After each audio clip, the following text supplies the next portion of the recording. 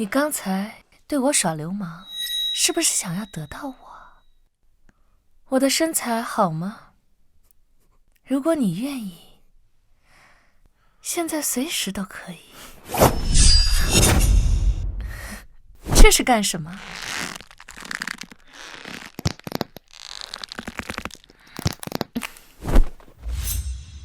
黑曜石打造的匕首，锋利无比。你作为它的主人，应该知道，我这一刀下去，你绝无生还的可能。你是怎么知道我的身份的？狸猫，血盟排行第3的杀手，击杀目标多为男性，利用自己漂亮的脸蛋和身材，勾引对方，趁其不备将其击杀。怎么想故技重施？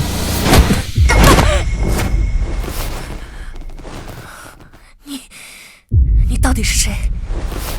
你为什么会对血盟这么了解？了解，现在的血盟在我眼里就是个垃圾。你肯定不只是个软饭男，以你的身手和敏锐的察觉，你肯……说，林凯鹏和血盟到底什么关系？我可以帮你杀了林凯鹏，求你放我一条活路。回答我，陆先生，我知道的就这么些，但是血盟的狮王跟我说过，林氏制药是血盟的傀儡，也是发展血盟的重要资金来源。你滚吧，回去告诉那个老头子，过2天我会亲自找他喝茶，让他把脖子洗干净，等着我。是。上一世我并不值钱，还给血盟卖了多，这一世杀妻之仇，老子要少认识我们这条老狗。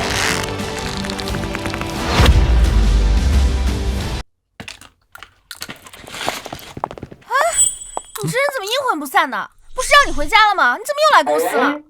密码不对吗？还是你连我的生日都不记得？连我姐的生日都不记得，这么多年你还真是没对我姐上过心呢。生日当然没忘，只不过我觉得在这种地方嗑瓜子喝咖啡更有感觉。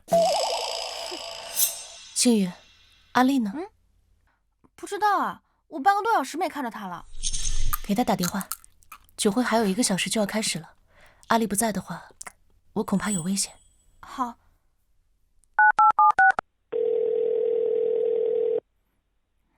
阿丽手机关机了。关机？苏清然，看来我还真是小瞧你了。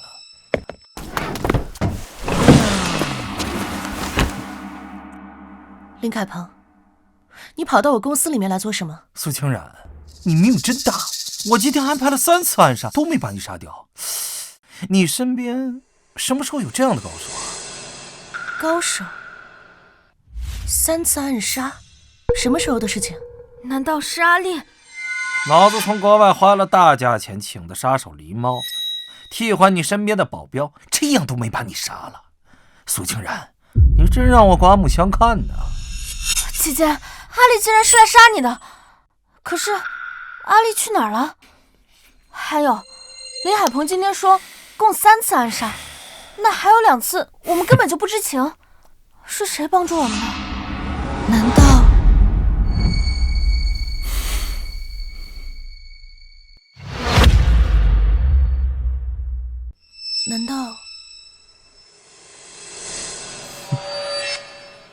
难道是陆晨？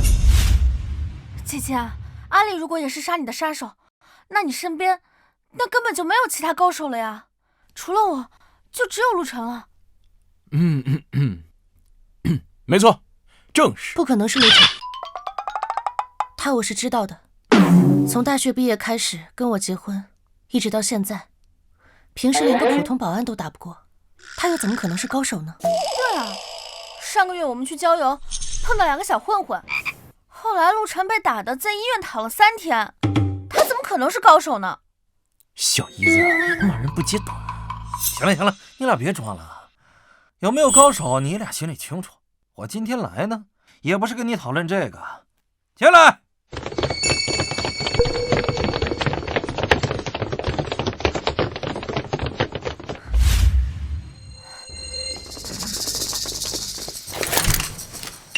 林凯鹏，你这什么意思啊？哎呀，现在当我的面把麒麟丹药方给我销毁，要不然这20支枪，就算你身边有什么高手，哪怕是天王老子来了，也救不了你们。林凯鹏，你若是觉得我断了你们林家的财路，你们林家研究出比麒麟丹更厉害的药不就行了吗？你们林家自己没本事，反而过来打压我，这完全就是强盗行为。老子就是强盗，怎么了？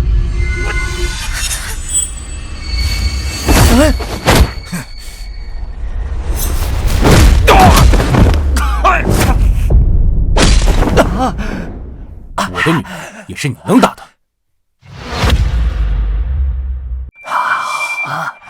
一个废物也敢对我动手，有意思。陆晨，你干什么呢？你没看到现在事态这么严峻吗？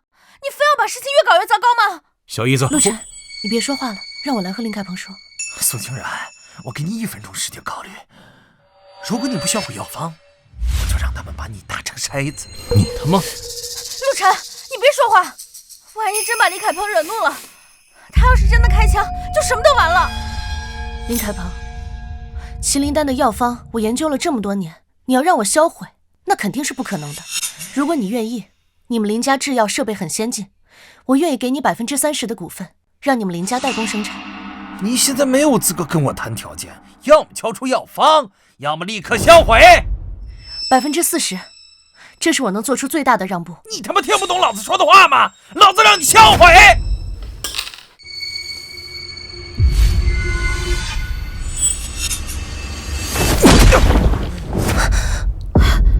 跟我女人说话客气点。妈的！陆晨，你别乱来。不是叫你别动手吗？你非得要把事情闹得不可开交，是不是？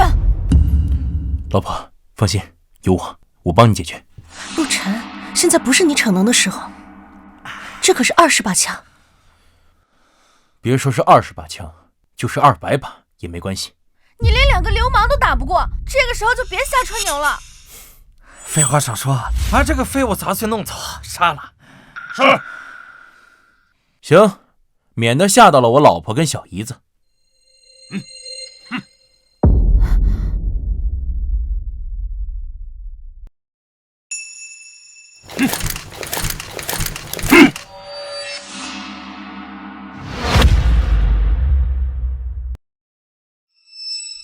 苏清然，老子今天就杀你这个男人，让你知道老子的作风。所有人给我出去，把这废物砸碎，乱枪打死。是。林凯鹏，我都已经做出这么大让步了，你非要让我们一点活路都没有吗？杀人是违法的，林凯鹏，你简直是无法无天。违法？老子不知道这俩字怎么写。外面的人给我听着，给我开枪！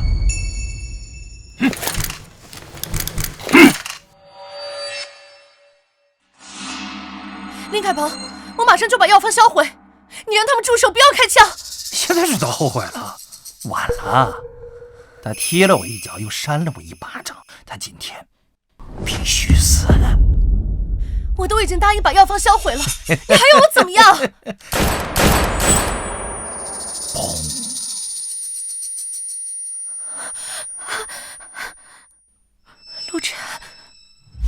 陆晨他死了。姐姐，是他自己找死，是他自己的原因。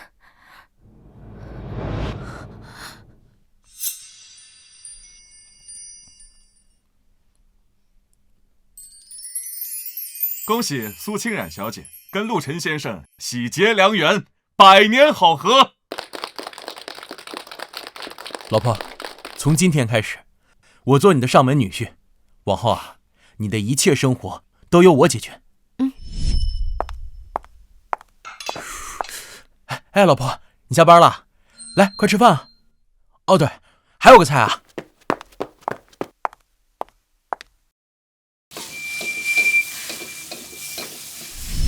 没想到林凯鹏的动作这么快，陆晨还是卷入到这件事情里面来了。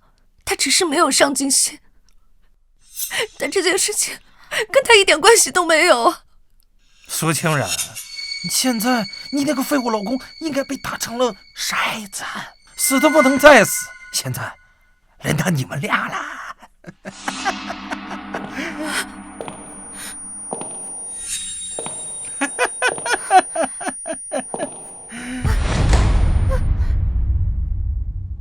外面的杀手都被我解决了，林凯鹏，现在到你了。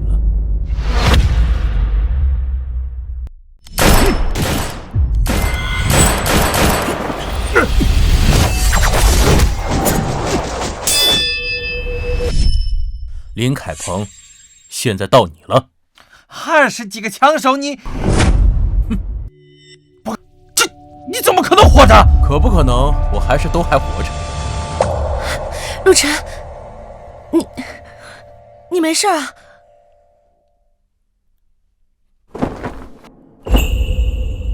我说了，就算是200多个人，也伤害不到我。姐姐，外面那20个枪手真的全部都倒地上了。不可能，绝对不可能！你要是不信，可以过来看看。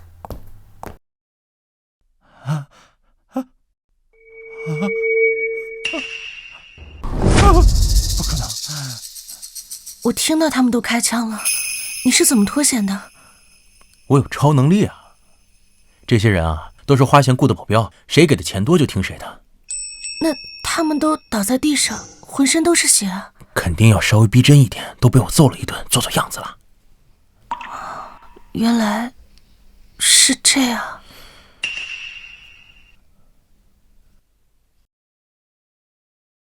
来吧，林大少，现在这个局面，我们能谈谈了吗？现在这个局面，我们能谈谈了吗？你要干嘛？你别过来！平时看你这么嚣张，这么狂妄，这可不像你，林大少。你，如果我没记错，第4次了吧？都是成年人，该给交代。钱，我给你钱，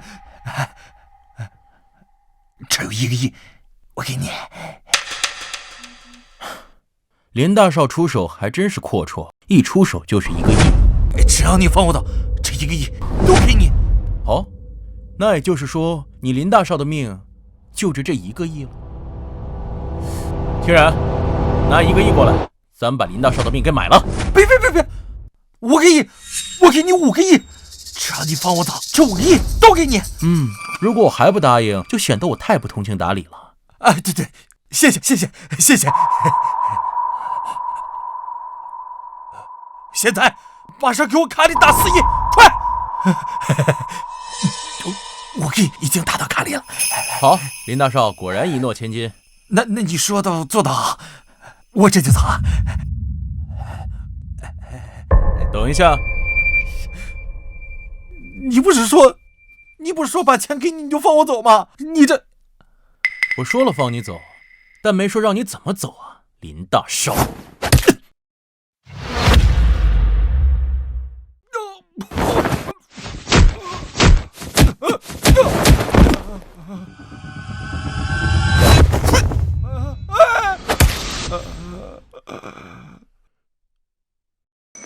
林大少，友情提示，如果再有下次，可就不是5个亿喽。我说姐夫，没想到啊，你竟然这么厉害！哎，小姨子，这可是你第1次叫我姐夫啊。你要是一直这么有担当，能帮我姐解决问题，我早就叫你姐夫了。我可是一直有担当的，好不好？你别吹牛了，我都听到你跟我姐说了，是你给了那些枪手钱，他们才故意装作被你打翻在地的。嘿，小姨子，这也是我勇敢的一种表现，不是？好了，青雨，你别再说了。不管怎么样，今天都是陆晨救了我一命。老婆，这5个亿都给你。给我？对啊，你开发麒麟丹需要大量的资金。哎，以后啊，我还是乖乖吃我的软饭。呸！真不要脸！小姨子，小心我打你屁屁！你敢？我不敢，激将法最吃这一套了。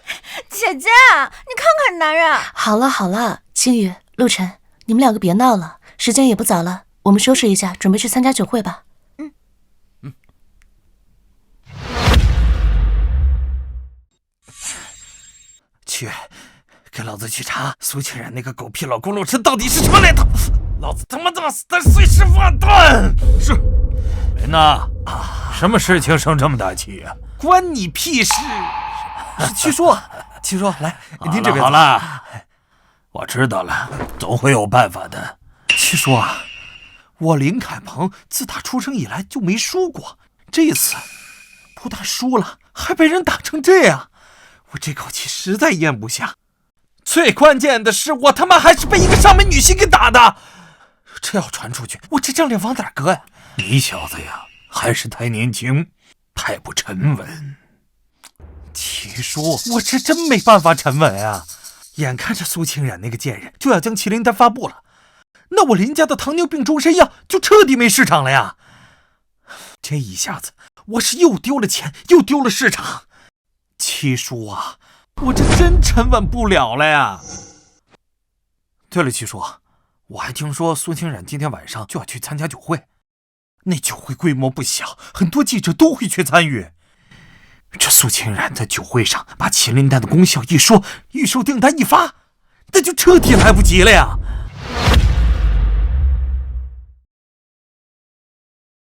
俗话说，船到桥头自然直。冷静下来，好好想想，终归会有办法的。七叔，求您帮帮我，您帮我想想办法吧，好不好？这要麒麟丹真发布，我们林家彻底没活路了。我爸刚死不到1年，这林家不能在我手里边破产呀。再说了，要是真破产了，狮王大人那边我也不好交代啊，对不对？眼下这个局势还真有点麻烦。苏清然的那个男人确实有点难搞啊。七叔，你跟我爸关系这么好，就跟亲哥们似的。七叔，只要您能帮我度过这次难关，我给您1个亿。啊不，2个亿。其实我这么仔细一想啊，办法咱们还真有。真的？七叔，你想了什么办法？能把那个苏清然弄死吗？只要您说我能办到的，我绝对在所不辞。我说小林呐，咱别张口闭口就要弄死苏清然，有些事情也不是说非得要弄死谁才能解决嘛。七叔，那您这办法是将计就计啊？苏清然不是要参加什么酒会吗？啊，让他顺利参加，咱不干预。相反，咱还得多找些媒体和记者，一起去把这个麒麟丹在网络上、媒体上炒作起来，火爆起来。七叔，你这不是在帮他吗？对呀，就是帮啊。常言道，捧得越高，摔得越惨。七叔，我这不太懂。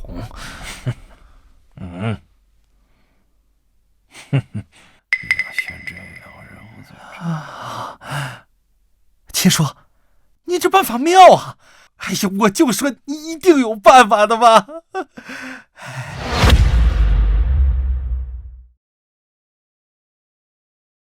苏总，你年纪轻轻就研究出了麒麟丹这样的神药，可真是了不起啊！3颗麒麟丹根治糖尿病，这真是为所有糖尿病患者带来的福音呐！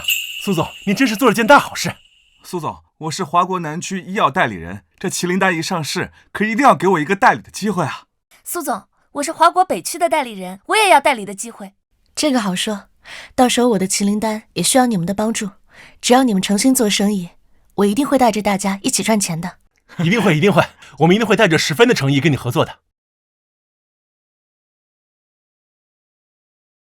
哎，姐姐，你看那边来了很多记者，应该是来采访的。好，不好意思，我失陪一下。苏总，你先忙。好。怎么这么多记者？我记得我们约的好像没有这么多记者。我也不知道啊，不过应该很多是慕名而来的。也好，报道越多，对我们越有利。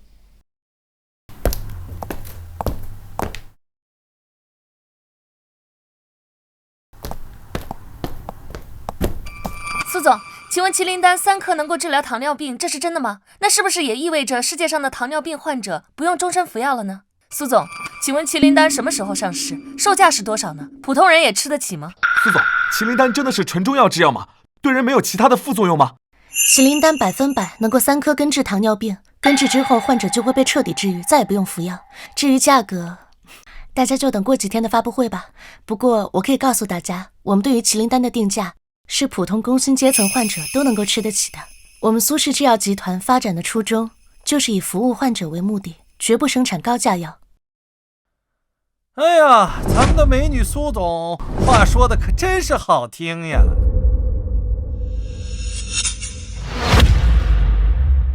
哎呀，咱们的美女苏总话说的可真是好听呀！是不是林总啊？他怎么会来这里？林总，请问您来苏氏集团酒会有什么样的目的？苏氏集团的麒麟丹相当于抢了你们林氏集团的生意，您这边态度是什么样的呢？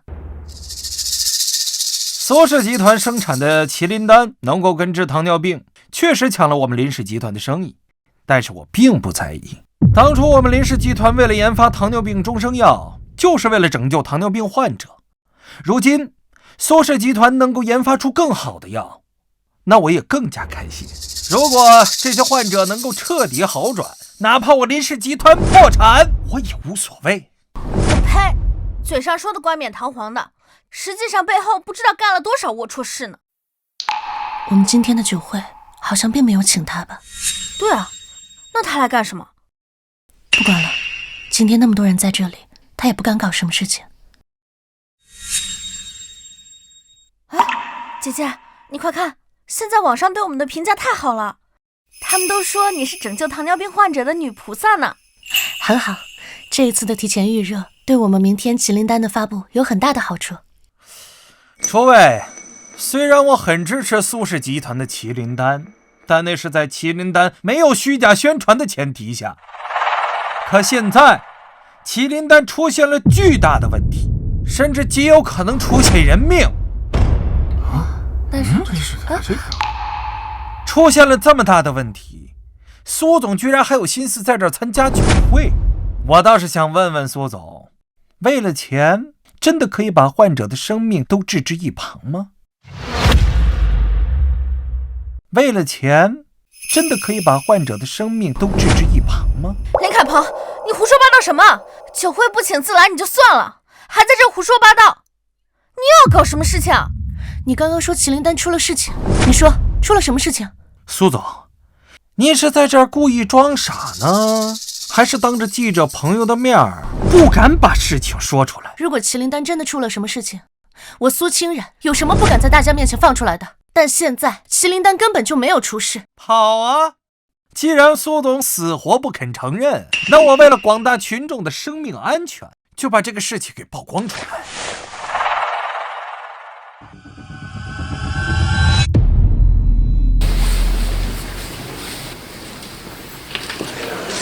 各位记者朋友们，你们看清楚了，这是一家医院的画面，这么多病床上躺着的全都是被抢救的患者。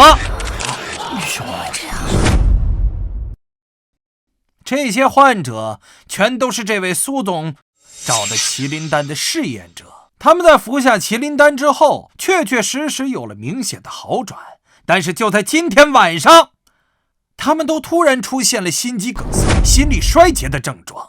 不过好在抢救及时，目前并没有出现。姐姐，这些病床上躺的好像真的是我们这一批的实验者。我询问过抢救患者的医生，医生说幸好送来及时，若是再耽误几分钟，他们就……医生告诉我，这些患者的心脏都或多或少的出现了不同程度的损伤。说的通俗易懂一些，就是他们接下来随时都有可能出现心肌梗塞的症状。若是哪一次抢救不及时，他们就会当场死亡啊！哎呀，小子，是啊，真是了，发现那是。可是这么大的事儿，苏清然没有理由不知道。可偏偏在这个时候，他还在这儿参加酒会，跟你们这些记者谈笑风生，说明这太不是他完全没有把患者的生命当成一回事，并且我听说明天就是发布会，他苏清然不去解决麒麟丹副作用的问题，反而要如期举办发布会，这说明接下来更多的患者都因你而死。林凯鹏，你闭嘴！你说的这些事情，我根本就不知情。你不知情？苏清然，苏总，作为苏氏集团的总裁，你告诉我你不知情，你觉得我会相信吗？你觉得记者朋友和广大的市民群众他们会相信吗？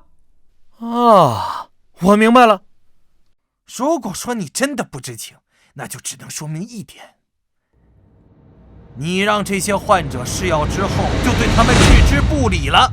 这也就是说，从一开始你就没有在意过他们的死活。从一开始你就没有在意过他们的死活。林凯鹏，你少在这里血口喷人！难道还另有隐情？各位记者朋友们，这件事情事发突然，我和姐姐并不知情。这样吧，你们先回去，等这件事情我们处理好了，一定会给你们一个满意的答复。哎，那可不行啊！记者朋友可是有知情权的，要是他们都走了，谁知道你们接下来会做出什么伤天害理的事情？是的，苏总，这件事情我们记者有知情权和报道权。我刚刚在开始采访的时候就已经开启了直播，现在所有的网友都在评论区要求你们给一个答复。苏总，我们不能离开，这件事情现在非常严重，已经到了人命关天的地步，我们必须全程报道，给广大网友一个透明的真相。对，必须全程报道，给广大网友一个透明的真相，让他们知道这个麒麟丹是真的有效，还是某些人为了赚钱的一些黑心产品。七叔这一招果然管用啊，当众把苏清冉这个人架在火上烤。通过记者的直播，麒麟丹和苏清冉瞬间臭名昭著，甚至人人喊打。早知道七叔有这么好的招数，一开始就直接用了，还省去了那么多麻烦。好，那就让记者朋友们全程报道。我现在就给这件事情的负责人打电话。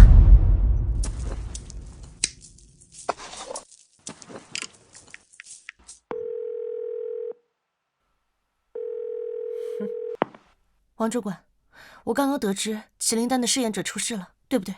哎，苏清冉，你得把免提打开，让通话内容你都能让我们听到。对对对，把免提打开，让我们都听到。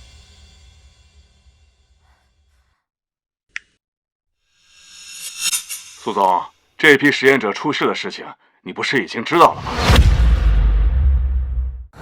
我已经按照您的吩咐，把消息全部封锁了，保证在明天开发布会之前，这个消息不会被传出去的。不会吧？真的吗？啊？王主管，我什么时候这样跟你吩咐过？苏总1个小时之前，不是您给我打电话吩咐的吗？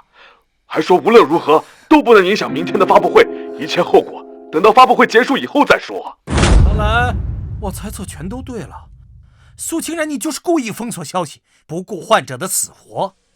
王主管，我什么时候？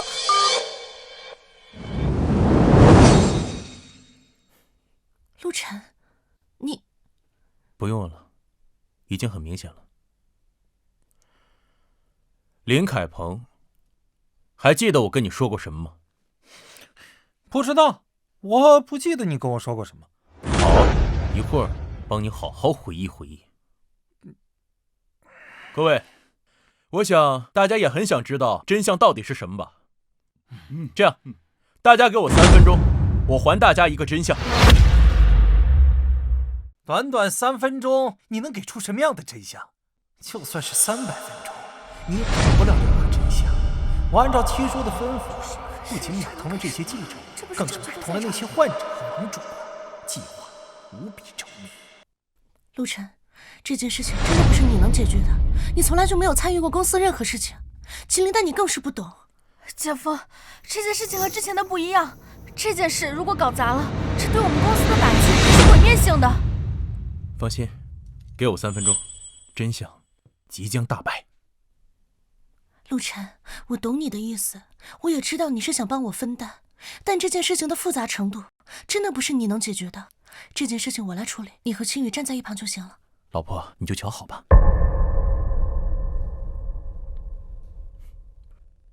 林大少，那就委屈你一下了。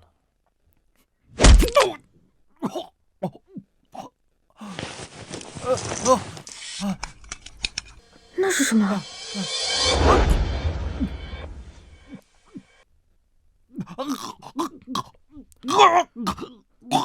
现在你觉得3分钟我能不能解决问题？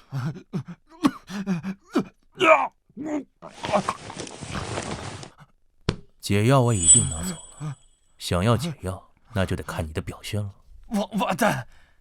祝你好运。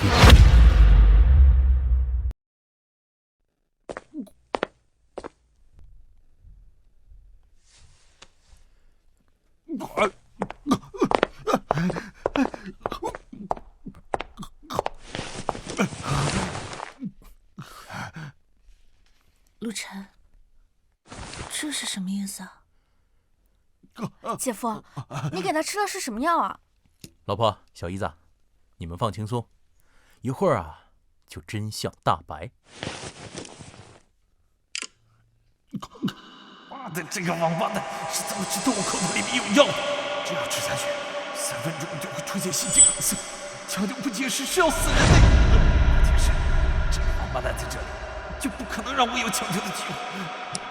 怪这个王八蛋说3分钟后真相大白，原来他妈的是知道这药的见效时间是3分钟。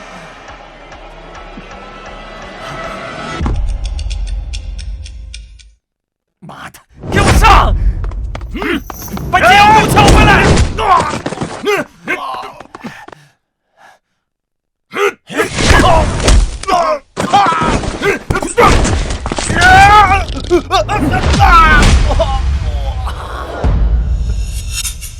车上还有一瓶解药，虽然这里是石落，但只要我跑得够快，就能在3分钟内跑到车上把解药给吃了。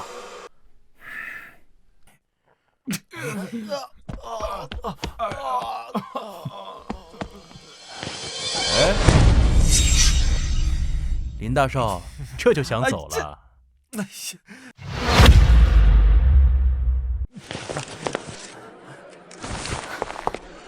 林大少，你时间可不多了，自己看着办。怎么办？我要是如实说出来，那我和林氏集团可就彻底没了。可如果不说，我就只剩下1分钟的生命了。我说，是我买通那些实验者，并且让他们吃下药，他们就会有心肌梗塞症状，并且我告诉他们，我会给他们解药，然后给他们每个人100万的报酬。哎，还有那个王主管，还有这个记者，那个记者，都是我买通的。陆晨，该说的我都说了，你把解药给我吧。啊，林大少，不是我逼你的吧？没有，我说的都是真的。啊！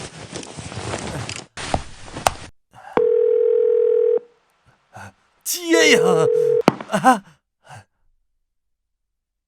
喂，王主管，马上把解药给那些实验者吃下，然后你的任务就完成了。林少，那你要抓紧时间把钱打给我。为了你，我已经得罪了苏总，失去苏氏集团的工作了。哎，行了，我知道了，再说吧。陆晨，我已经说了，你把药给我吧。直播呢，冲着他们说。各位记者，各位网友，虽然我刚是被逼着说的，但是我说的都是真的。我就是为了故意抹黑苏氏集团，故意抹黑麒麟丹，所以才让那些实验者吃下带有心肌梗塞的药。其实麒麟丹一点事情都没有，我就是不想让麒麟丹抢了我的生意。哎，陆晨，该说的我都说了，你快点吧。哎呀，大哥，没时间了。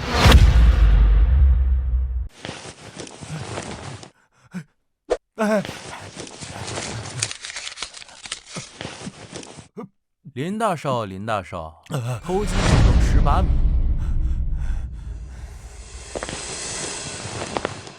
陆晨，算你狠，我告诉你，这事没完。没完，不会再有下次。各位观众朋友们，事情很清楚了，林凯鹏品德败坏，他怕麒麟丹抢了他的生意，所以故意陷害苏清冉苏总。我们差一点就错过了苏总，更差一点让所有的糖尿病患者继续承受折磨。林凯鹏这样品德败坏的企业家，简直是没有良心。我建议大家联合起来，一起抵制他和他的林氏集团。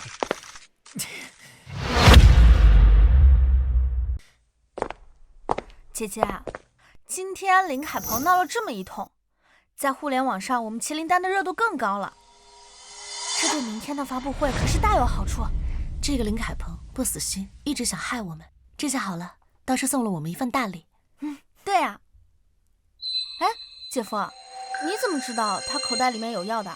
一不留神看到的呗。那你怎么知道他兜里的那种药就是那个药呢？猜的呗。实验者出事，一看是他搞的鬼，所以我断定他口袋里的药就是那种药。姐夫，我怎么感觉你跟之前不一样了，像变了一个人？之前你那么喜欢赌博，也不管我姐的事儿。哦，你也管不了。今天在宴会厅里，你竟然一下就把林凯鹏和他那些保镖打赢了。我也觉得，你和之前不太一样了。这不是怕老婆跟我离婚，离婚了我就没有软饭吃了，那不得有点危机感，得做点什么事情来补救啊。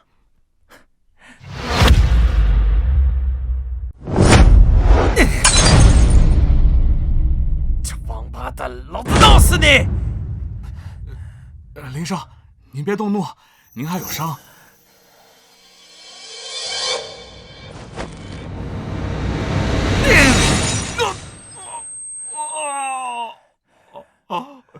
不会说话就闭嘴！老子头上的伤就是那个杂碎弄的，你在我伤口上撒盐？不是，林少，我不是这个意思。那你是什么意思？那你是什么意思？啊！不是，林少，你们两个把他弄出去，打，往死里打！不，林少，林少饶命！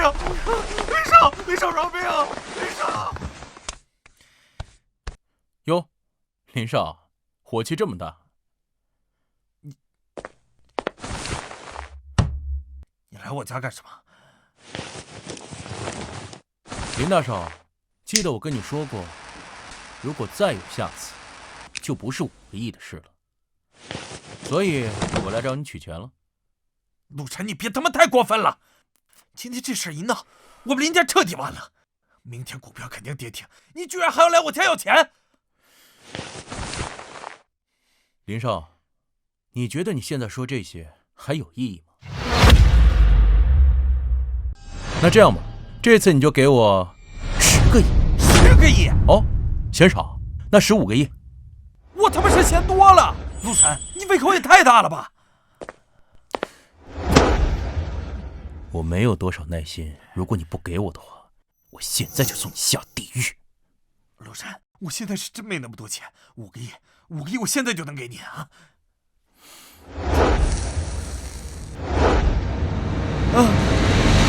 ！10个亿，10个亿，我给，我现在打电话。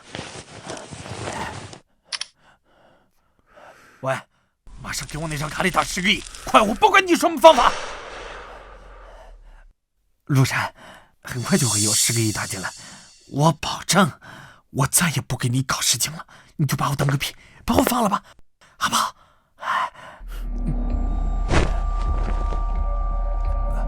林少，这次我可没答应要放过你。陆晨，你要杀了我？你3番4次的杀我老婆，你觉得我会放过你吗？这陆晨，你不能这样！你要钱我也给你了，对不对？你要是还要杀我，那你也太……你想说没良心是吗？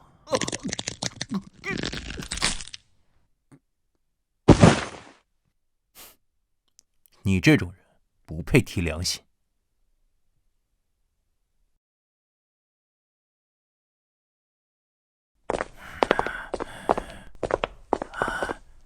他妈的，胆子真是越来越大了！红旗的人他们都敢杀！七爷，我去帮你把陆晨给杀了。算了吧，先不杀，这人留着还有用。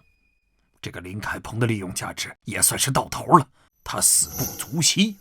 只是杀死我的狗，让我脸上无光啊！七爷，那我们现在该怎么办？我原本以为利用这个林凯鹏除掉苏清然，然后再除掉这个林凯鹏，把糖尿病的终身药当成养老金。可事情越搞越糟，糖尿病终身药没了市场，现在只能用麒麟丹来维持林氏集团的生意，这样也算能给狮王大人一个交代了。七爷，请吩咐。我记得你们谁说过，这个苏清然有个外婆是吧？是的，苏清染和苏清雨两姐妹自幼丧父，母亲打拼苏氏集团，两姐妹从小跟着外婆长大，和外婆关系极好。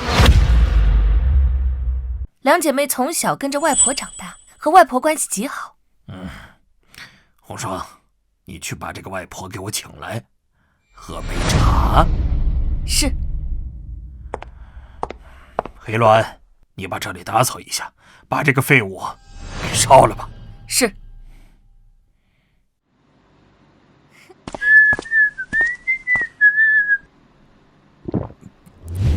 我靠，这2条长腿简直比我的命还长。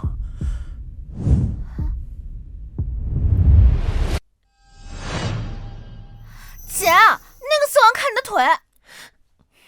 陆晨，你别乱看。我也不想乱看，主要是太晃眼了。呸！色狼！陆晨，你……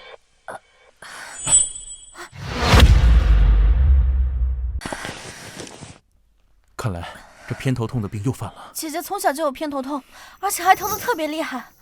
可是最近经过医生的治疗之后，这几个月已经不痛了。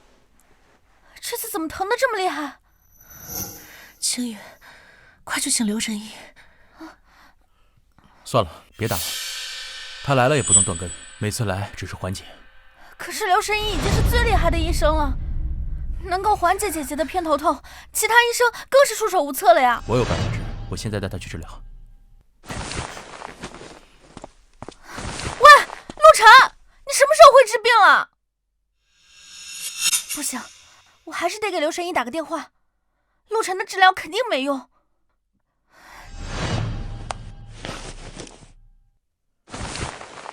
老婆，你忍耐一下，我现在就给你治疗。陆晨，要不还是等刘神医来吧，你先去给我拿个止疼药吃。不用，我一次就帮你治好。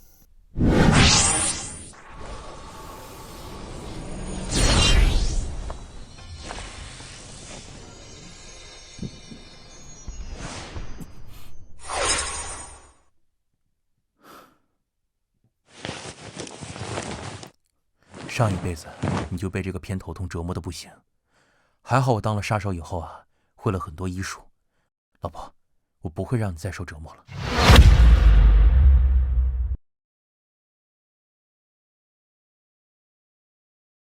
你也是一个可怜的女人，每天都这么辛苦。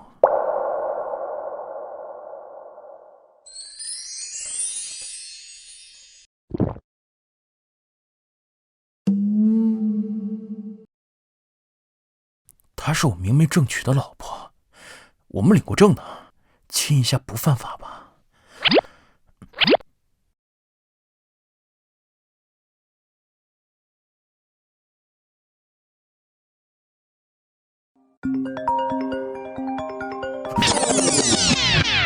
那个啥，我是看看给没给你治疗好。我的头好像真的不疼了。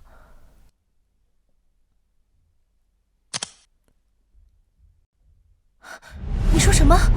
外婆被人带走了？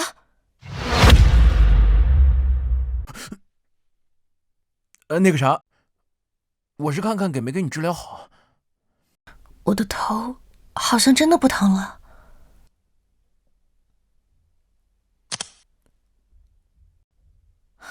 你说什么？外婆被人带走了？什么时候的事啊？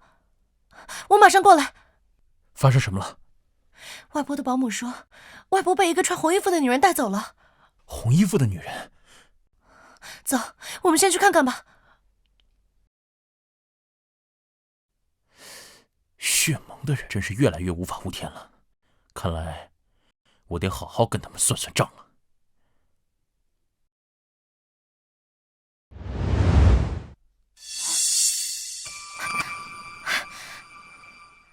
姐姐，你的头不痛了？不疼了。青雨，快！我刚刚接到电话，外婆好像被人带走了。什么？外婆？苏清然，我是红七。苏清然，苏小姐吧？红七爷，你这个时候给我打电话，是有什么事儿？难道我外婆是你的人带走的？我这边刚刚来了一些好茶，我就请你外婆过来喝喝茶，品尝一下。洪七爷，我好像跟你没有什么恩怨吧？你大晚上带走我外婆做什么？我告诉你，你最好是不要乱来。要是我外婆有什么三长两短，我绝对不会放过你的。哎，我就是单纯请你外婆过来喝喝茶，这个茶味道很不错，要不你现在也过来？我就在清风茶楼，你也过来品尝一下。我马上过来。洪七爷，任何事情你冲我来，不要伤害我外婆。你放心，不会乱来。姐姐，是红七接走了外婆吗？这个老狐狸最近跟林凯鹏走得很近，今天林凯鹏输了，他肯定是想用外婆来逼迫我们。姐姐，是红七接走了外婆吗？这个老狐狸最近跟林凯鹏走得很近，今天林凯鹏输了，他肯定是想用外婆来逼迫我们。姐姐，不管怎么样，我们一定要给外婆接回来。洪七，洪七，江湖人尊称洪七爷，他是天海市出了名的地下世界龙头，掌握了不少产业。他这个人说话态度温柔，看起来就像个慈祥的老头，实际上心狠手辣，什么卑鄙无耻、伤天害理的事都做得出来。是啊，大家都叫他笑面虎，虽然他表面笑嘻嘻的，但是背地里杀人其实不眨眼。姐姐，外婆在他那里，我实在是不放心。那我们赶快过去看看吧。嗯。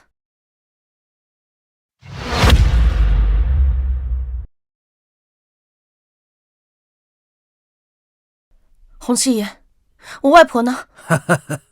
苏小姐，你也太着急了吧？放心吧，你外婆现在很安全。来，坐下来喝杯茶。洪七爷，我现在没有心思和你喝茶。你大晚上利用我外婆把我骗到这里，有什么事儿直接开门见山说吧。还是个急脾气。那好吧，既然你不喝茶，那我就陪你聊一聊。我感觉我现在越来越对麒麟丹有兴趣了，咱们之间可以合作。洪七爷，您是天海市地下世界的王者，手中的财富滔天，怎么可能看得上区区的麒麟丹？我出资100万入股苏氏集团，买下90%的股份，怎么样啊？洪七爷，你的胃口也太大了些吧？苏氏集团就算没有麒麟丹，90%的股份也不止100万吧？更何况，麒麟丹的价格可是不可估量的。苏小姐，你意下如何呀？你这和明强有什么区别？有什么区别？我觉得现在就没必要再纠结了。我倒是认为你外婆年纪大了，应该早点接回去，否则出什么意外的话，可就不好了。洪七爷，您风光了一辈子，现在用这种手段抢夺麒麟丹，不太光彩吧？我这个人做事儿，只要能达到目的就行，谁会在乎过程有多肮脏呢？我觉得这个时候，你的外婆也应该想你了。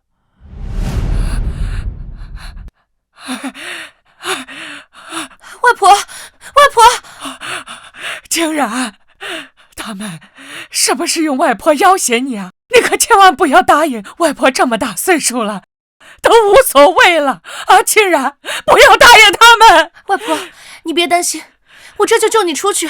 竟然，怎么样，苏小姐？这个时候你应该有答案了吧？洪七爷，我……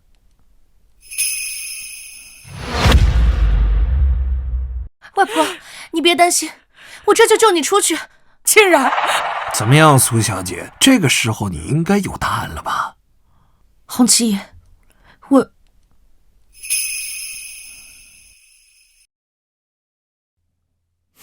洪七爷，看你也应该65岁了，身体状态不错呀。照这样下去，能活到90，非要让自己这么早死吗？小子，你闭嘴！小子，我听说你好像有点本事。你如果觉得你能杀死我，我这儿有把刀，可以随时动手。只是我提醒你，在你拿起这把刀的时候，恐怕你们外婆的命就已经结束了。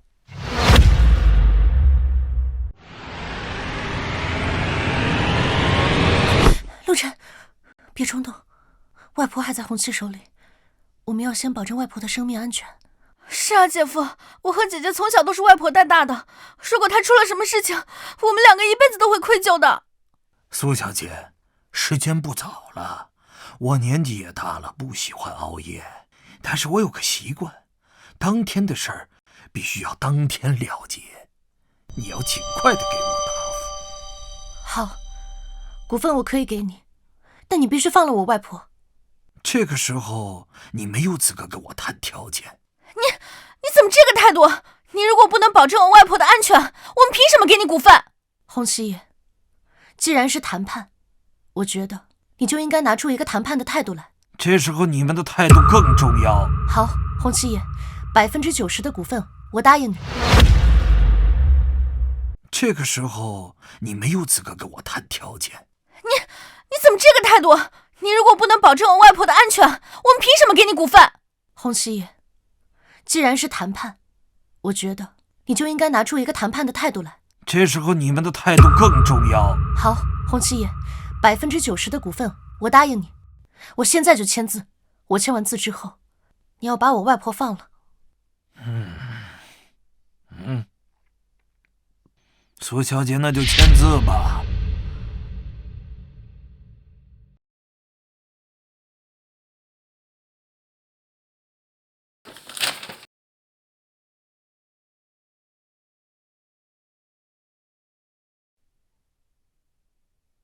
这合同我们不签，这老东西今天必须把外婆放。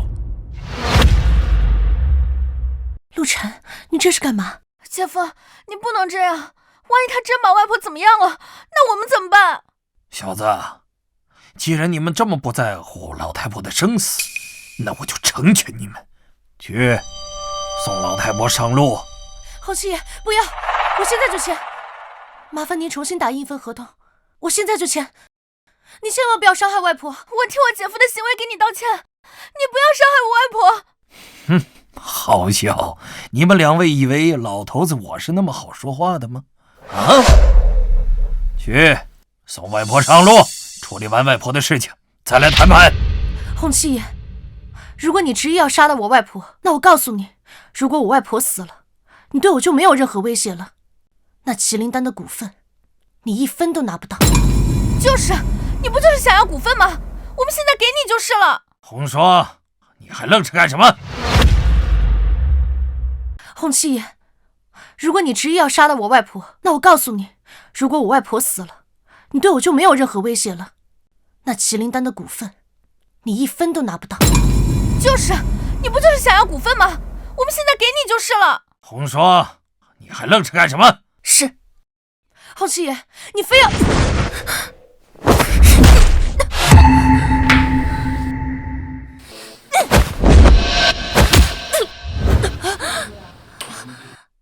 腿不错嘛。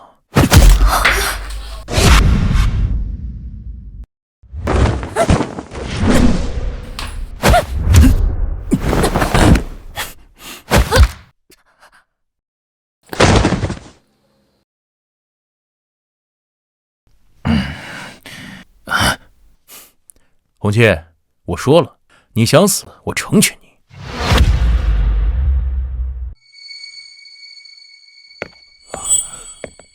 红七，我说了，你想死，我成全你。看来你们是真不在乎外婆的生死。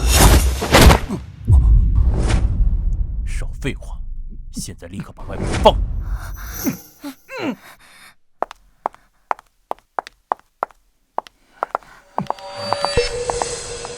外婆，竟然，外婆，好了好了，你俩不要哭了，外婆好好的，让你们俩担心了啊！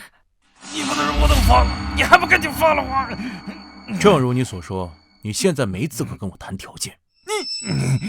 我说了，今天是你的死期，就一定是你的死期。小子，我承认你是有点本事，可我红七也不是吃素的。在整个天海市，还没人敢杀我。我今天就让你看看，到底有没有人敢杀你。陆晨，陆晨，陆晨，算了，不要杀人。外婆安然无恙，比什么都强。红七手下那帮人的手段也无比肮脏，若是杀了他们，我们都不得安宁。算了，今天留他一命，你的身手他们今天也见识了，日后肯定不敢乱来。好，听你的。老东西，今天就饶你一条狗命，若是有下次，你必死无疑。走吧。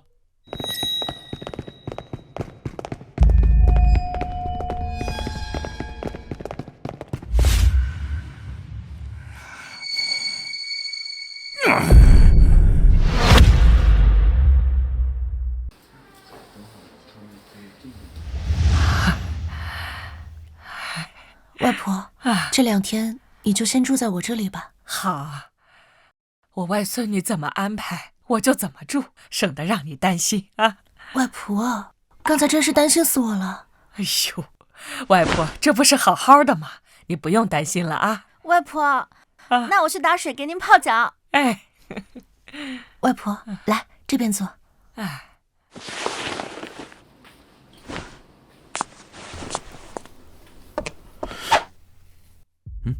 清然，今天也累了一天了，早点休息。陆晨，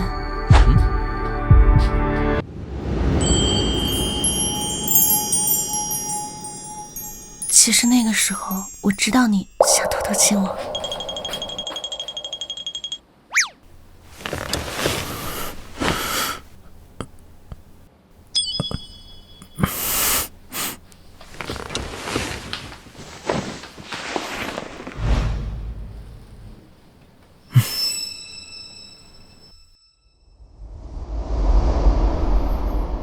红霜，我绝不允许明天的发布会顺利举办。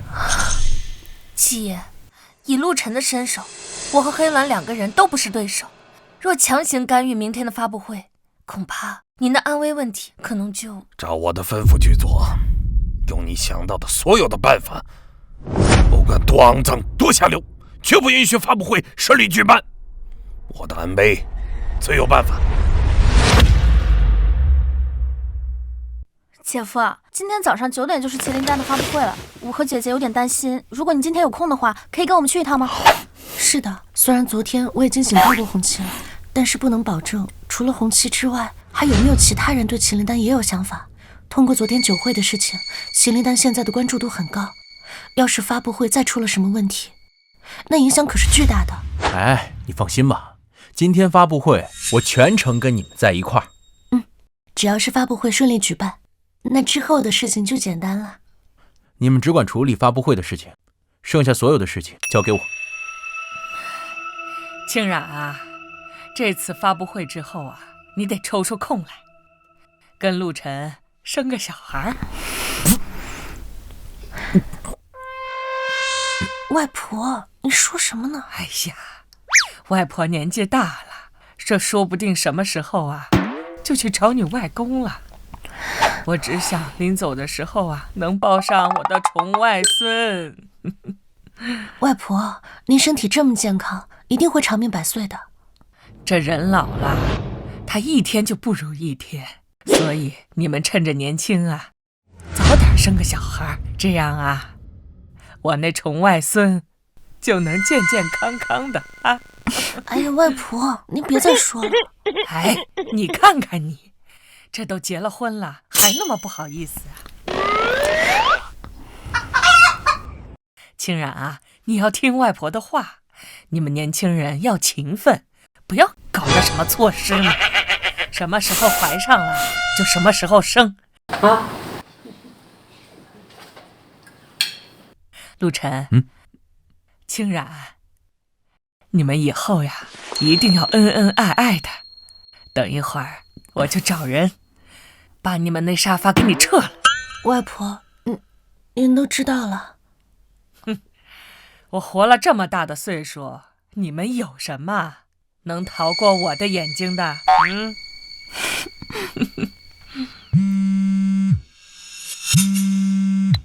喂？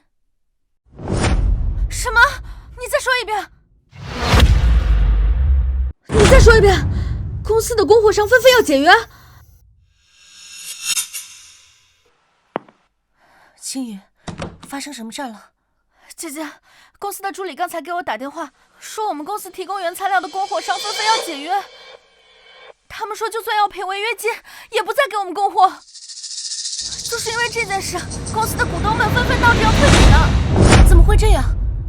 这些供应商可都是国内唯一的供应商，要是他们都跟我们解约的话，那我就没有采购渠道了。对啊，怎么会这样？我们苏氏集团给他们的价格远远要高于其他公司，而且我们原材料的需求也大，他们没有理由要退股啊。走，我们先去公司看看。好，走吧。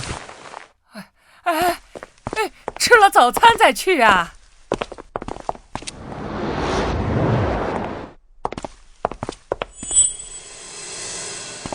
苏欣然，你在搞什么呀？眼看发布会就要开始了，现在所有的供应商全部解约，你知道这件事对公司的影响有多大吗？欣然，你到底什么地方得罪了那些供应商啊？股市刚刚开盘，现在就开始狂跌，现在已经有人开始怀疑了。昨天那个实验员心肌梗塞，到底是真的林肯暗中所为，还是真有这事儿？总之，现在网上对麒麟丹的各种猜测都有，并且评价越来越差。这种情况会造成股票严重下跌，你作为董事长最好给个交代，否则我们会立刻卖掉手里的股份。是啊，事情在网络上持续发酵，股票也会持续下跌的，我们手上的股票也会变得越来越不值钱。这件事情如果要没有一个合理的解决方式的话，我们要马上卖掉我们手上的股票，来及时保住我们的利益。各位股东，你们都是集团的一份子，现在出了这种事情，你们应该和我们一起同心协力解决问题，而不是像现在这样置身事外，给我们施压，指责我们。我们为什么要和你们站在一起解决问题？你是董事会的主席，这原本就是你该解决的问题，跟我们有什么关系？我们关心的是我们自己的利益。是啊，你是公司会的主席，问题肯定应该由你来解决啊。苏清然，1个小时之内，如果你没有解决方案的话，我们只能卖掉我们手上的股份。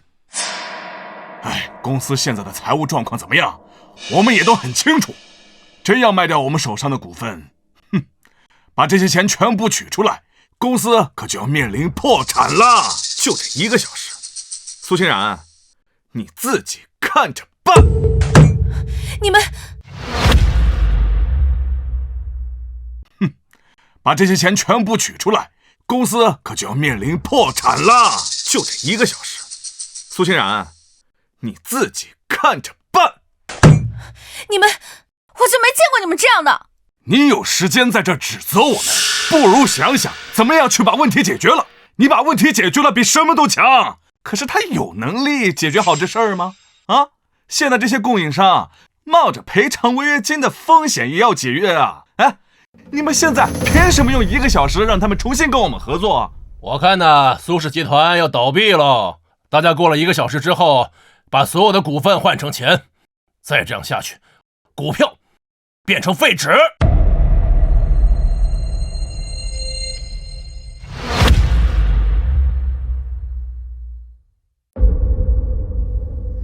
七爷，经过1晚上的运作，通过恐吓和威胁的手段，已经成功搞定了苏氏集团所有的供应商。他们现在宁可付高额的违约金，也要和苏氏集团解约。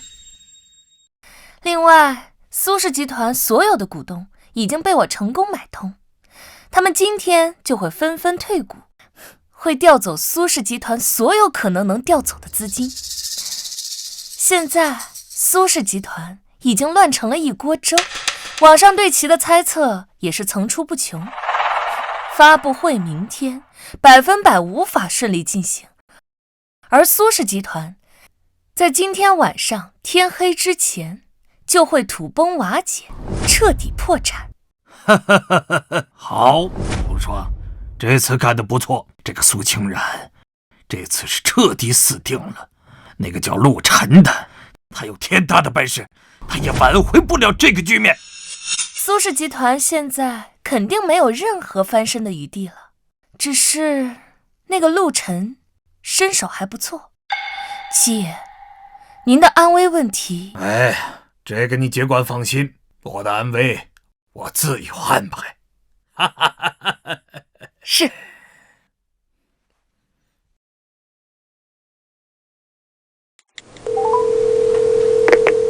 是龙王殿的老大天龙吗？你是谁？这是我的私人号码，你为什么会知道？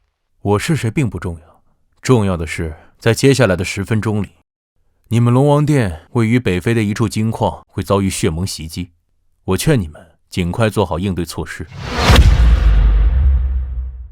我连你是谁都不知道，我为什么要相信你？信不信由你。北非这处金矿是你们龙王殿重要的一个据点，如果丢失了，你们龙王殿会损失惨重，同时守金矿的4长老会死，这对你们龙王殿更是不可挽回的损失。你到底是谁？为什么对我们龙王殿这么清楚？该说的我都说了，信不信由你。前世的今天，龙王殿遭遇了血盟的袭击，4长老死亡，金矿丢失，龙王殿损失惨重。血盟也因为得到了一座金矿，在未来的日子里得到了巨大的发展。龙王殿在国外掌管着最大的中药材市场，这一次救下他们的金矿，就能够让他们给老婆供应中药材，帮老婆解决这一次危机。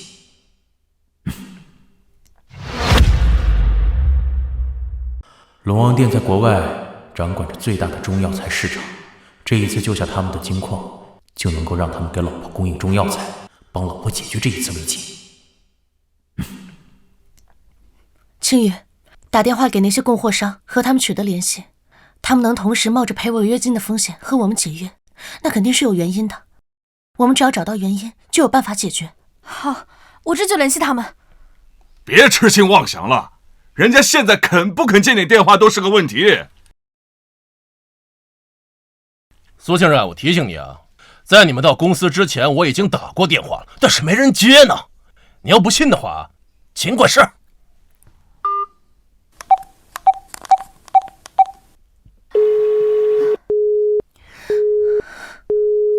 姐姐，我接连打了3个供应商的电话，都是不接。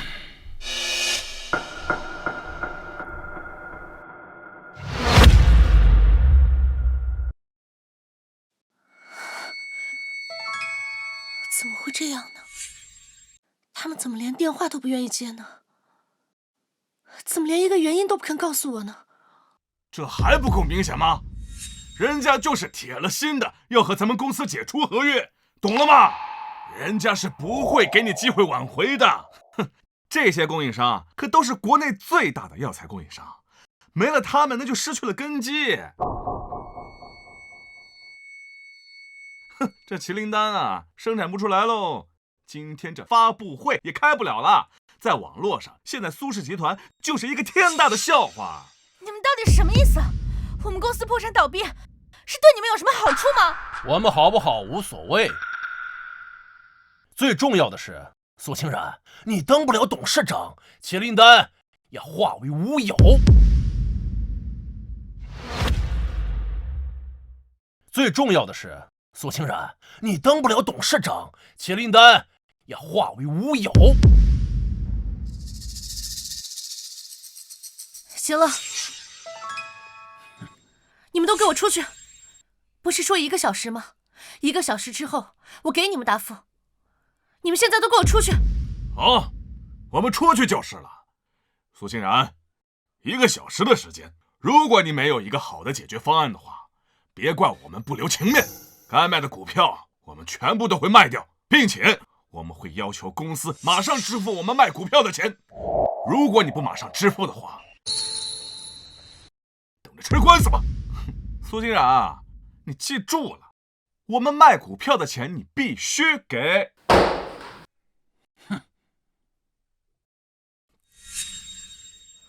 不用等1个小时了。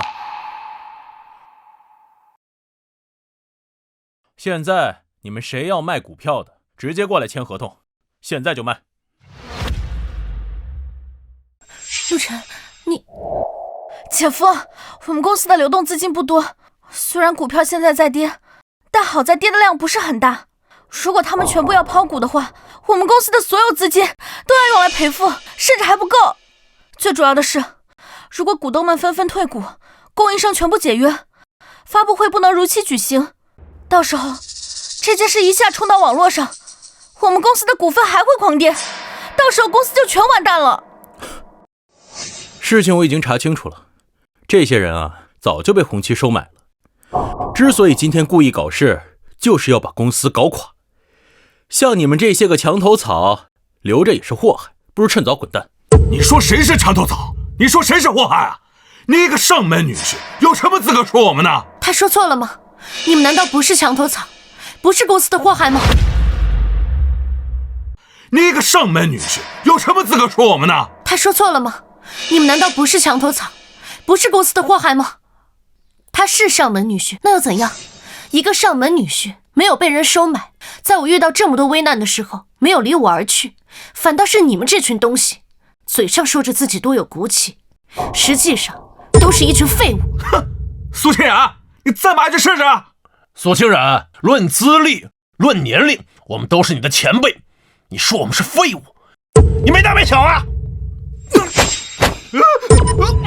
你个老东西，也就年龄大点，实际上没点屁用。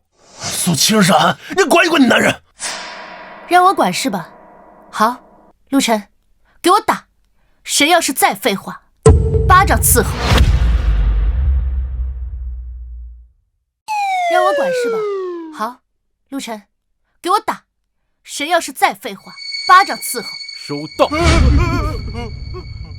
小子，把合约拿过来，我们签了字，立马走人，好不好？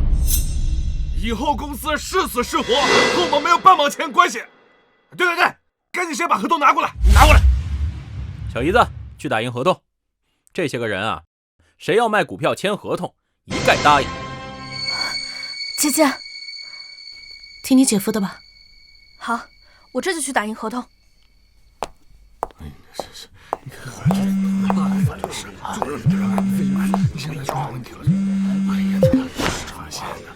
这位兄弟，实在是太感谢你了！我听了你的话，提前在北非金矿设防，血盟的袭击者被我一网打尽，你简直就是我龙王殿的大恩人。不废话，我要你们龙王殿帮我做2件事。第一件，我要你以最快的速度联系你们龙王殿的黑客，降低华夏苏氏集团的股价。我只给你5分钟时间，越低越好。第二件，我要你们龙王殿公开宣布和苏氏集团的合作，并满足苏氏集团所有对中药材的需求，你们足量供应。这，兄弟，我有些不明白，你让我做低苏氏集团的股价，这在我理解之中，你是要针对苏氏集团，可为什么又要我卖药材给苏氏集团呢？你这又是在帮助苏氏集团呀？我自有我的安排，你帮我做就好。5分钟之内，我要你做低苏氏集团的股价，越低越好。20分钟以后，再把苏氏集团股价涨回来，越高越好。事成之后，我会给你一个今天最新的消息，这会给你们龙王殿带来超过100亿收益。好，兄弟，我一切按照你说的去做，瞧好吧，5分钟之内，我会让苏氏集团的股票跌到一个让人无法接受的地步。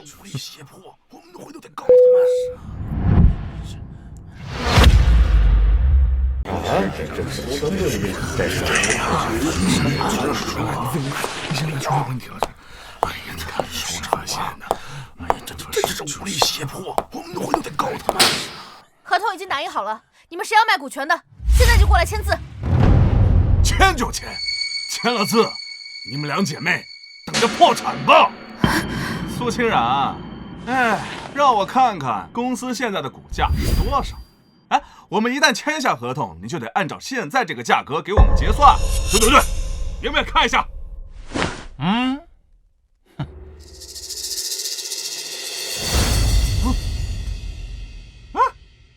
这不可能啊！这个，怎么跌得这么厉害啊？10分钟之前我看了一下，才跌了一点点的呀。现在怎么跌去一大半了？啊？什么？跌了一大半？怎么会跌这么多呢？跌这么厉害，我们现在卖了股票，是不是我们根本就得不到多少钱了？怎么回事啊？正常情况下，股价不可能跌这么多啊！是不是背后有人操纵了呀？那这怎么办？按照1个亿计算的话，之前能卖9000万，现在只能卖3000万，那我们还卖吗？哎，不卖了，不卖了，卖个屁呀！这不是针对我们吗？啊，这个时候我们卖股票，那不是摆明了让我们血亏？我们才没有那么傻。对呀，不卖了，不卖了，不卖了，不卖了，不卖！哼，不卖了。不好意思，这世上没有后悔药。小姨子，关门打狗。你们是想舒舒服服的签呢，还是想挨顿揍签？苏总，我们错了。作为公司的一份子，不应该在这个时候卖掉股权，落井下石。我们愿意公司排忧解难。对，我们要为公司出力呀！对，为公司出力，我们股权不卖，我们一起同甘共苦，一起面对这个公关危机啊！是啊，对，不行，不卖也得卖，都得给我签字。快点签字，耽误越久，你们赔的越多。都签字吧，公司不需要你们这群墙头草。签完字之后，有多远滚多远。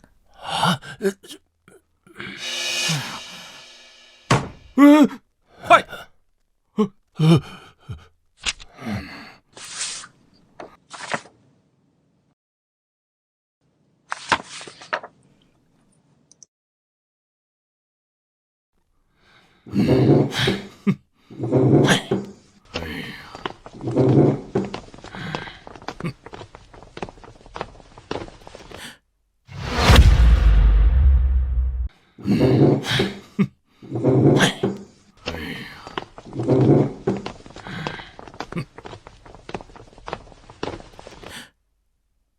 林凯鹏给的银行卡里面有15亿，应该足够支付这些股东卖股权的钱了。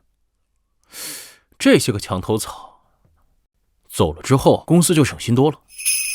公司已经没有盘活的机会了，股票狂跌，供货商解约，股东退股，公司几乎要破产了。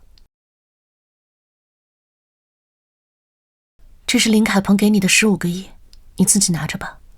这里面的钱不是公司的，是属于你自己的。这软饭你恐怕是吃不成了，以后你好好生活吧。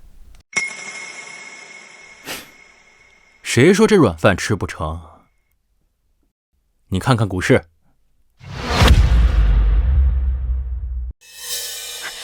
涨了！姐姐姐夫，我们苏氏集团的股票开始涨了，而且还是疯涨。什么？这种情况下，苏氏集团的股票怎么可能会涨呢？居然真的涨了，这怎么可能呢？姐姐，而且还有一件事，龙王殿公开宣布将会对我们苏氏集团供应中药材，而且还不限量。龙王殿，那个远在国外的庞大组织，他们确实有很庞大的中药材资源，但是他们从来都不和任何人合作的，怎么可能会和我们合作呢？我也不知道啊。喂，你好，我是苏氏集团。什么？你是龙王殿的？现在要过来跟我们签约？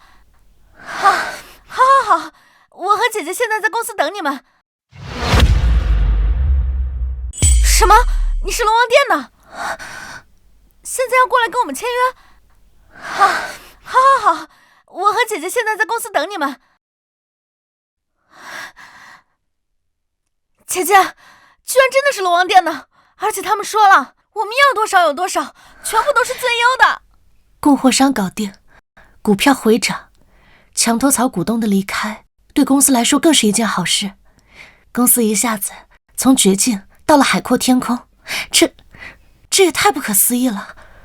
哎，陆晨，这是不是你干的？什么意思啊？我和青雨没有任何办法，也没有做出任何行动。现在除了你，没有人会帮我们了。陆晨，是不是你干的？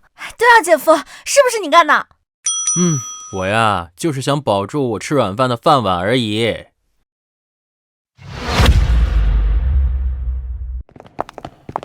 妈的，气死我了！原本我的股权能卖3个亿，3个亿啊！现在呢，只卖了8000万。我还不是一样吗？啊！哎呀，2个多亿的股票啊，7000万就卖掉了。哎呀，真是亏死了！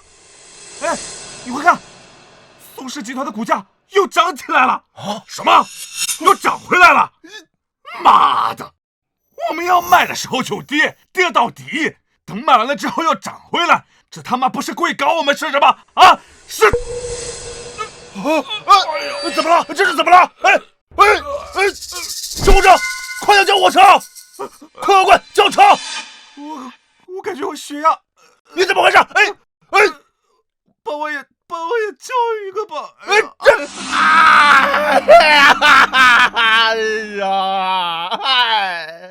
怎么回事啊？什么？龙王殿给苏氏集团供货？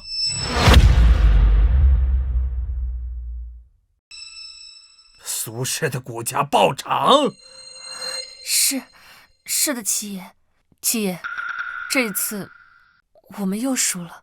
苏氏集团的那些股东在价格最低的时候，被逼得卖出了所有的股权。那些经销商通过不同的渠道找到我们，让我们给他们赔钱。他妈的，这个苏清然他到底有什么能耐？老子使了这么多招，都没把他打趴下。七爷，应该是那个陆晨。看来这次真是小瞧他们了。七爷，陆晨那小子睚眦必报，上次之后他一定还会再来找您复仇的。要不您先躲一躲。躲什么躲？我洪七什么时候躲过？黄毛小子就算有点本事，有什么了不起的？我还能怕他不成？我早就说过，我的安危我自己解决。看来是时候叫血盟的狮王大人亲自来解决这一切了。血盟的老大，那可是玄武级别的王者，对付一个陆晨，那还不跟捏蚂蚁一样简单。就让血盟的人过来，亲自来一次性解决这一切，这场闹剧该结束了。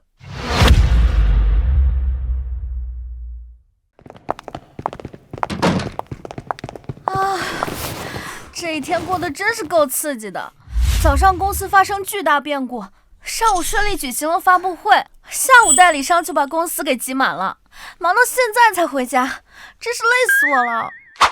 提心吊胆了这么久，总算是把麒麟丹发布了。从今以后啊，我的软饭稳定了。哎，陆晨，那你现在可以好好跟我们说说，你为什么一下子突然变得这么厉害了吧？对啊，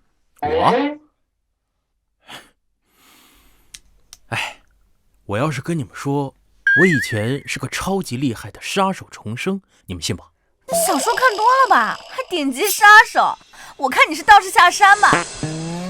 陆晨，其实不管什么原因，现在的你确实比以前好。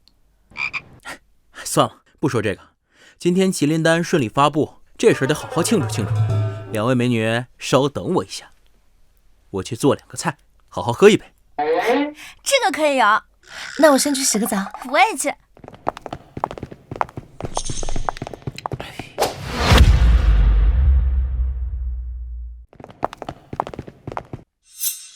哇塞，红烧鱼、椒盐排骨、羊汤，还有我最爱的大龙虾。姐夫啊，你这手艺可以啊！来，我们今天啊，好好庆祝一下。干杯！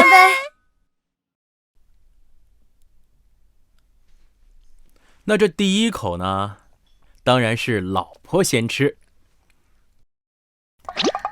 陆晨，谢谢这么多天你帮我解决问题，第一杯我敬你。那我不客气了。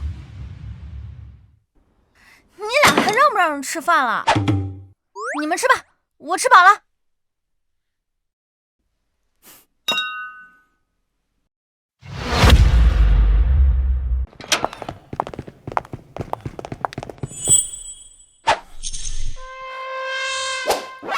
真的让人把沙发撤走了。那我去别的房间睡。要不你在床上睡吧？啊？那你去别的房间睡吧。不，我就在床上睡。哎，你还没洗澡呢。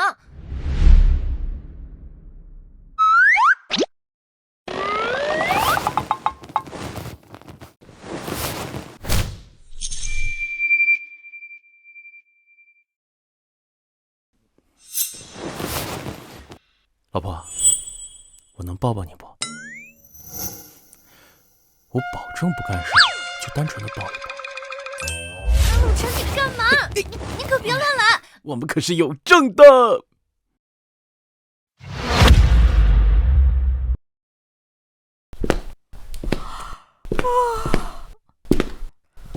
真烦人，一整晚都不休息。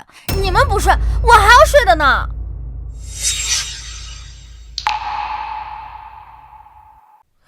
青雨，少说点儿，小丫头片子别乱说话。外婆，你也打哈欠了，你是不是也没睡好？我就说昨天晚上他们……快吃你的早饭。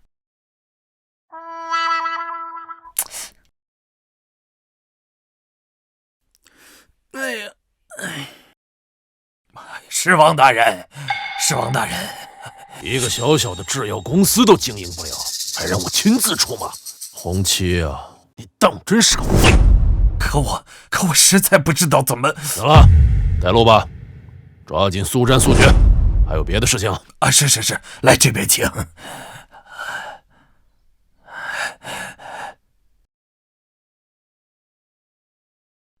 小姨子，今天你陪你姐去趟公司，我有点事情要办。陆晨，你是要去找红七吗？红七这个人如果活着，对你对我永远是一个威胁。嗨，放心吧，我轻松解决。那你注意安全，搞定之后给我一个消息。好。老陈，不用你去找我，我来找你了。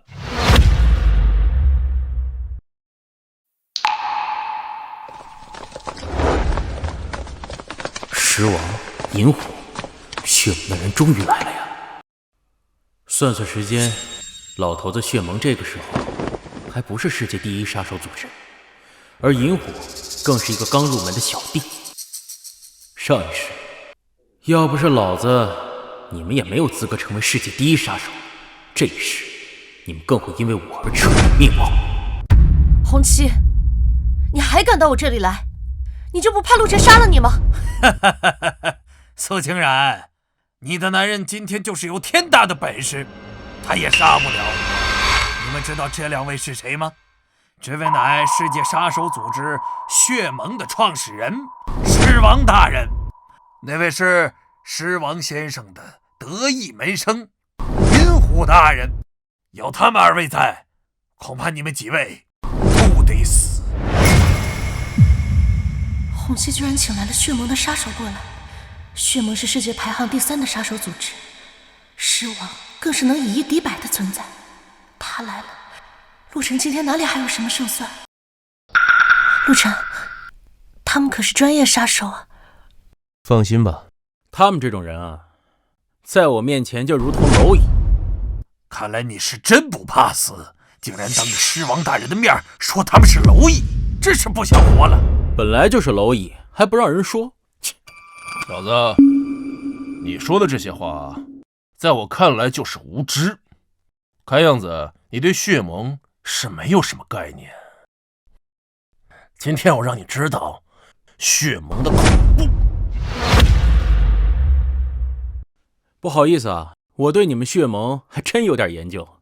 你们血盟说是世界排行第3，哎，其实世界上啊有名的杀手组织也就3个。你给自己取名狮王，手下的弟子按照12生肖给自己取名。扬言要打造一个12人的杀手团队，我看现在也只有银虎、狸猫和卯兔4个人吧，在我们这儿啊也就能凑一桌麻将。对不起啊，虽然在这种场合我不应该笑，但我实在是忍不住了。小子，你到底是谁？你怎么对血盟这么了解？我是谁呢并不重要，重要的是，哎，我想问一下，如果我今天把你们都杀了，是不是就代表着我给血盟灭门了？我想问一下，如果我今天把你们都杀了，是不是就代表着我给血盟灭门了？小子，你找死！我们血盟怎么会被你一个宵小灭门？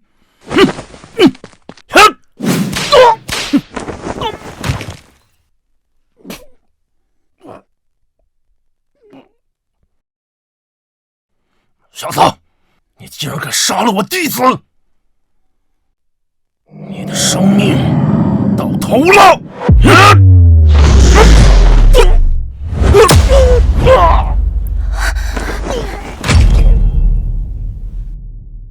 现在的时间距离我上一世同归于尽还有6年。同归于尽时，老头的实力乃是天级武者，我是地级。但现在这个时候，老头只不过是个玄级武者罢了，杀死他轻而易举。红七，现在你还有什么好说的？啊，陆晨，我真不知道你这么厉害。陆晨，我愿意把我所有的财富都给你，只求你放我一条生路，求求你放过我。你这种人啊，如同赖皮狗一样，不杀了你，你只会给我永远找麻烦。只有解决了你，才能永除后患。陆晨，我保证，我把我所有的钱都给你，只求你给我一条活路。从此往后，我离开天海市，不，我离开华国，从此再不会出现在你的面前，不会来找你的任何麻烦，否则你可以随时处死我。求你了。哼，不好意思，我一旦动了杀心，就不可能让你活着。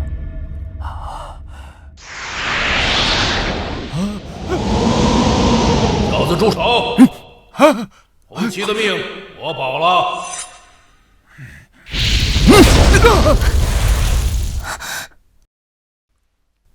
前辈，是哪位老前辈在保我的命啊？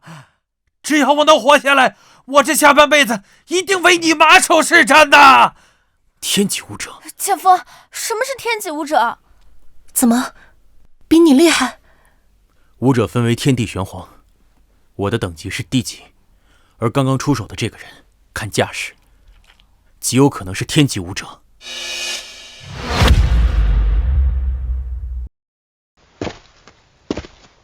小子，红七的命我保了。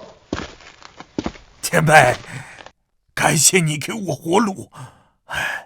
你帮我弄死这几个，帮我拿到麒麟丹，你要多少钱我都愿意给。爸，我跟我师父来救你来了。儿子，是你？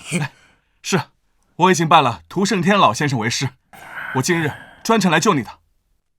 这位高手前辈是你的师傅，儿子，你太棒了，来得太及时了。要是但凡晚了一点，你这辈子可就见不到你老爸我了。我师父乃是天级高手，是实实在在的修炼者，有他在，没有人能伤你。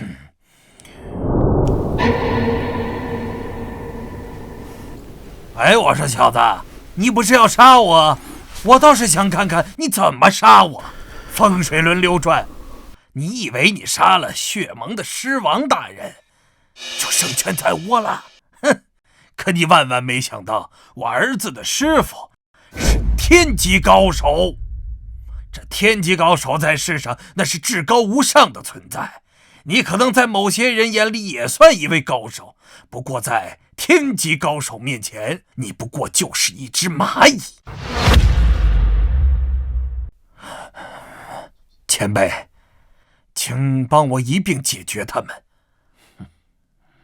好的，这只不过是小菜一碟。且慢，红七，这些天你做了这么多事情，最大的目的无非就是想要得到麒麟丹。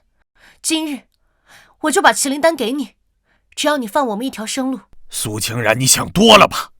麒麟丹我随随便便通过各种渠道都能拿到手，我为什么要放你一条生路？再说了，就算我杀死你，我还是同样能拿到麒麟丹。不一样。红七爷，你想要的麒麟丹秘方就在我这个 U 盘里面。我这个 U 盘加了密码，除了我之外，没有任何人知道，并且这个密码不允许输入错误，只要输错一次，这个 U 盘就会将里面的资料全部销毁。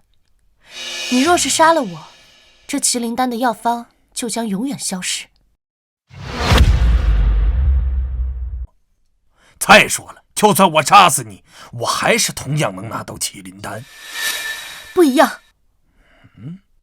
红七爷，你想要的麒麟丹秘方就在我这个 U 盘里面。我这个 U 盘加了密码，除了我之外，没有任何人知道，并且这个密码不允许输入错误，只要输错一次，这个 U 盘就会将里面的资料全部销毁。你若是杀了我，这麒麟丹的药方就将永远消失。你这是在故意的骗我！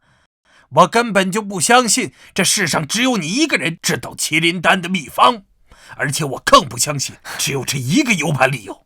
就算真的是这样，那世界上这么多的黑客高手，我随便请一位就可以破解你的 U 盘的密码，这不足以让你们活命。前辈，我们无需犹豫，直接杀了他们便是。红七爷，你能想到的，我就想不到吗？你若是真这么自信，那你杀了我便是。但到时候你拿不到麒麟丹的药方，那我只能很遗憾地告诉你，这一通你白忙活了。我们的生命对你们来说可能不重要，但麒麟丹那可是有很大的价值的。你们真愿意白忙活一场，白白浪费那么多钱？这他妈的！爸，您无需担心，我们完全可以先将这2个人杀掉，最后再对苏清染严刑逼供。我们师门折磨人的手段比比皆是，随便一种就能让苏清染求生不得，求死不能。到时候不用怕他交不出来密码。你说的这些都是真的吗？当然，我们师门折磨人的手段多如牛毛，就算他有钢铁一般的意志，也招架不住。我们师门折磨人的手段多如牛毛，就算他有钢铁一般的意志，也招架不住。好，这下我就放心了。苏清染，你全都听到了吗？这下你他妈的威胁不到老子了吧？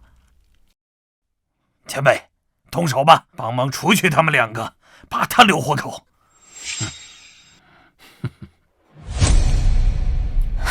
陆晨，这可是天级武者，你才地级，整整差了1个等级，硬碰硬你肯定会输的。这种局面我们只能智取，先活下来再说。无妨，区区1个等级也不是不可逾越。战就是了。陆晨，不行，万一……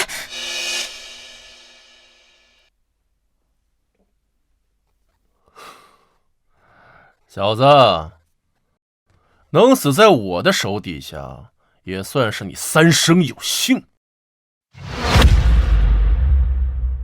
小子，能死在我的手底下，也算是你3生有幸。老贼，你要小心，你一个天级武者，如果一不小心死在我的手上，那真是不幸。狂妄！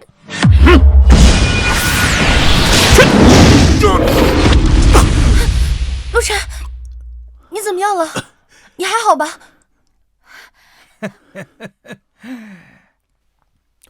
没事，死不了。小子，没想到你居然是地级武者，这么年轻就能有如此层次，也算是个人才。只可惜呀，今天你还是得死。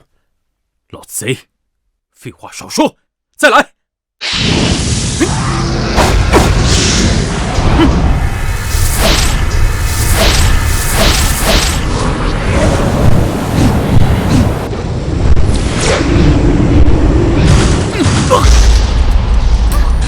陆晨，姐夫！老老贼，废话少说，再来！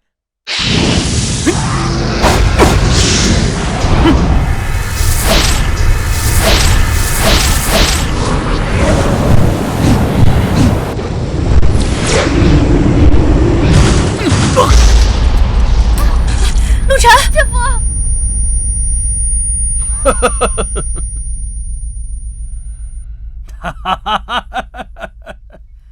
你不能再打了，再打下去，你真的会死的。姐夫，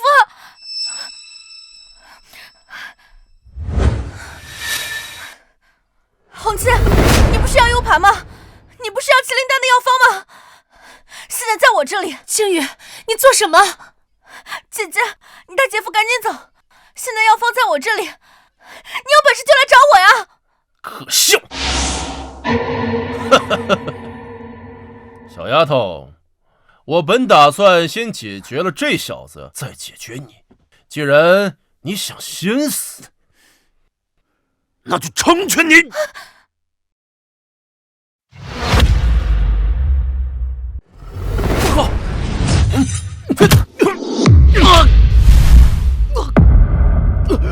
姐夫，姐夫，陆晨，姐夫，陆晨，姐夫，陆晨，陆晨，姐夫。自不量力，和我这种天级高手相比，你就是个小喽啰。陆晨，你睁开眼睛看看我，你睁开眼睛看看我，姐夫，你醒醒啊！姐夫，你不想让我姐姐当寡妇吧？你醒醒啊！陆晨，我记得你答应过我的，你要带我去滑雪，去看樱花，去海边冲浪的，你的诺言都还没有实现呢，你快醒醒！你的承诺都还没有兑现呢，陆晨，你个混蛋！你明明才刚刚变好，让我对你越来越有好感，越来越爱你。可是你为什么要说话不算话呢？你告诉我，你为什么要说话不算话？为什么？陆晨，你说过要跟我生孩子的，你说过要跟我生好多好多孩子的，你为什么说话不算话？你一定是故意的，对不对，陆晨？你别装了，你快醒醒啊，陆晨！好了，苏清然，你们姐俩不要再哭了。陆晨他死了，你们也不必悲伤。接下来，老子很快就会把你们送下去，跟他团圆。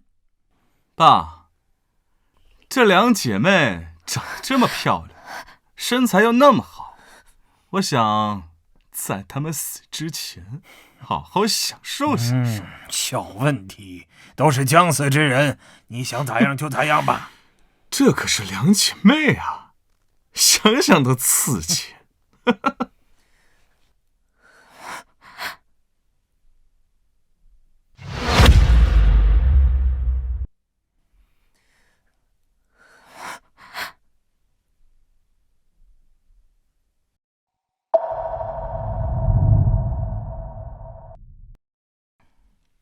今日我和我妹妹或许难逃一死，但是面对你们这群卑鄙小人，我就算是死，也绝对不会让你们得逞的。我现在就把这个 U 盘毁掉，让你们到头来都是扑了一场空，什么都得不到。你敢？我都是要死之人了，还有什么不敢的？你们肯定不会放过我们，那我还有什么做不出来的呢？涂前辈，麻烦你赶紧出手，把 U 盘抢回来。这 U 盘里可是有超过上万亿的资金呢。放心，一个小东西而已，有我在，他没有毁坏的机会。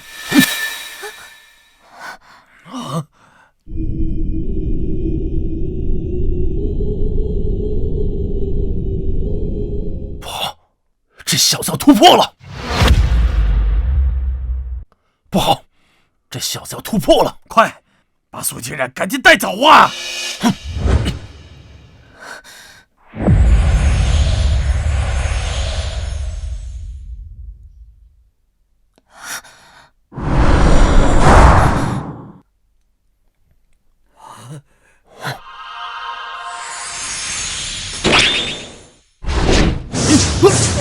你敢动我老婆一根头发，你必死！谢谢你，助我突破了天际。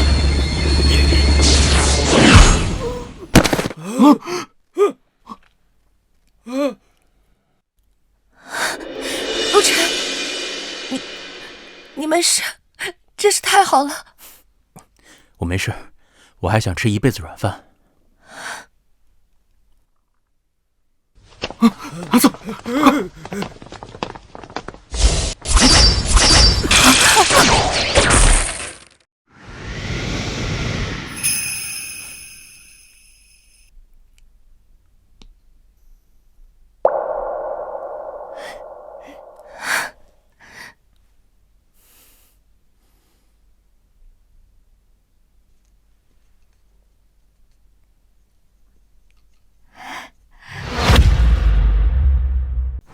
姐姐，你真打算把公司交给我，以后就在家和我姐夫好好过日子，生孩子了？是啊，反正我有股份，有足够的分红，我老公还是能吃上软饭的。那是，吃软饭是我一辈子的目标。将来我有儿子了，我就重点培养，让他吃一辈子软饭。哎，那姐姐姐夫，你们想过没有？以后生了小孩叫他什么名字啊？